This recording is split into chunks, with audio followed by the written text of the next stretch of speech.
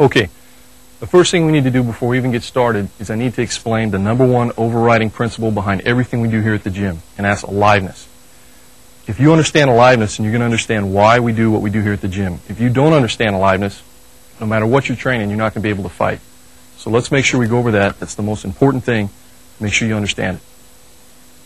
Here's a classic example of a dead pattern. Looks good, but it's not alive. This is alive. This is an uncooperative opponent at that range. And this is what a street fight, a trapping range, or that clinch range, like we like to call it, actually looks like. It's not pretty, but you need to get used to it.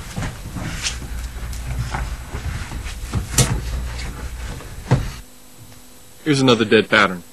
It's a lock flow. You can practice this way for 10 years every single day. You're still not going to be able to wrestle. This is not alive. This is alive. This is an uncooperative opponent. Training in this environment hour upon hour is the only way you're going to develop real timing and a real ground game. This is dead.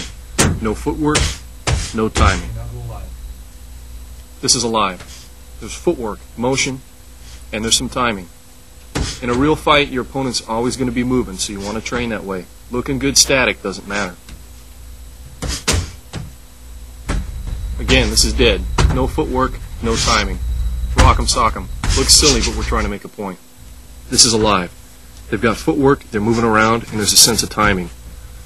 This is still a drill, but it's a drill that's going to develop skill they'll actually be able to apply in a fight, and that's the difference between alive and dead training. Let's use another example. Okay, it's good, but he's swinging like this.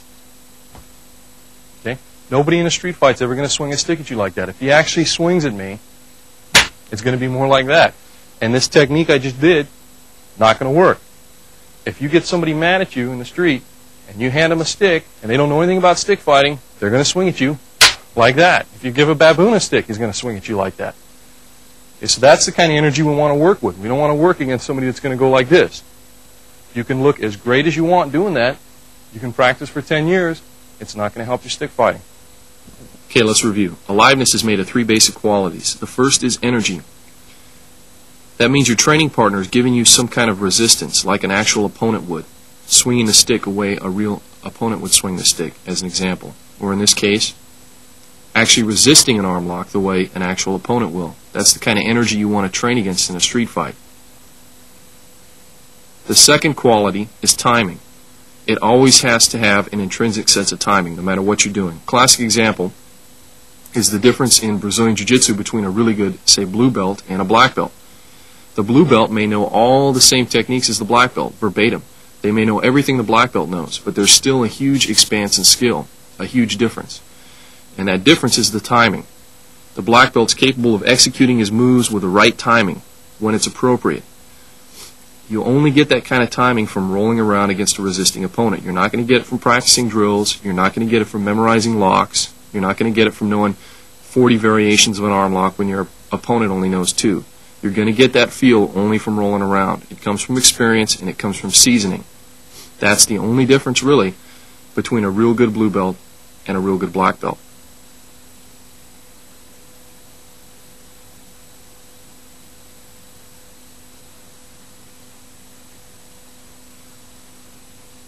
The third quality is motion.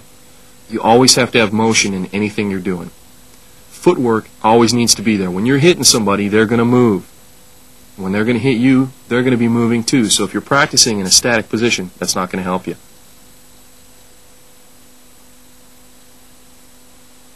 Okay, well hopefully you got a better idea of what aliveness is. That's pretty much an example of dead training versus training with aliveness. Dead patterns versus alive training against a realistic opponent who's feeding you the kind of energy that simulates what you might get in a street fight.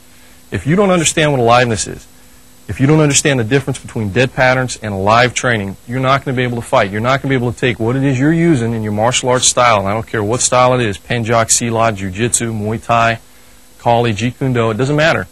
You're not going to be able to apply that knowledge. Now, if I gave this speech or these demonstrations to a group of, let's say, college wrestlers, or a boxing gym, or even a Brazilian jiu-jitsu school, the vast majority of the students that are sitting there watching me give this speech are going to be looking at me like I'm an idiot. What are you talking about, aliveness? Of course aliveness, because they've been training that way since they were 3 or 4 years old, since they were competing. If they didn't, if their coach didn't have them training that way, they wouldn't be able to compete in any way, shape, or form. They wouldn't be able to perform the skills that it is they're trying to use. But unfortunately, if I go to 99.9% of the martial arts schools out there, they're going to look at me with a quizzical look on their face because they're not going to understand what I'm talking about. They're either going to be pissed off, okay, they're going to be confused, or they're going to realize, a light bulb's going to go off in their head, they're going to realize that they've been wasting all their time training dead patterns. And the sad fact of the matter is that's true of also about 90% of the certified quote-unquote Jeet Kune Do schools out there. So what we want to do is we want to make sure that we're always training with aliveness. No matter what, that's the overriding #1 principle. Let's use a different example. Let's say we're trying to teach somebody how to play chess for a second. First, you have to know how the basic pieces move. Okay, so the pawn moves this way, attacks this way, rook moves this way, knight moves this way, so forth and so on.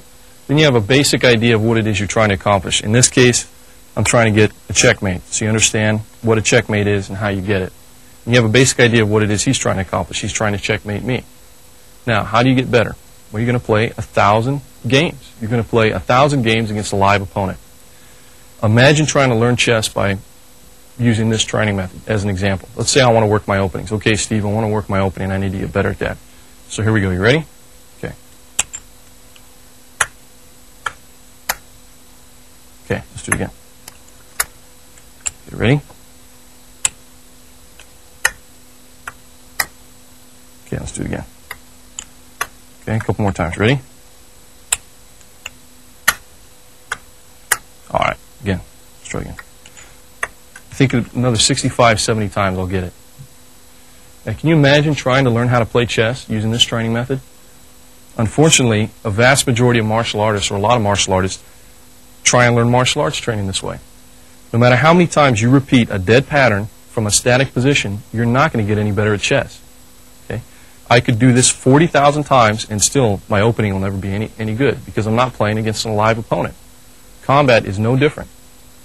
The idea of what we want to do at the Straight Blast Gym is we want to learn how all the pieces move at the various ranges you're at, the game.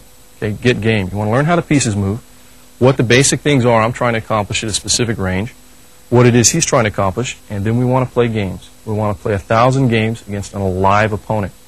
That's the idea of how we train at the gym, and that's what we want to do, and that's what I mean when I say having a game.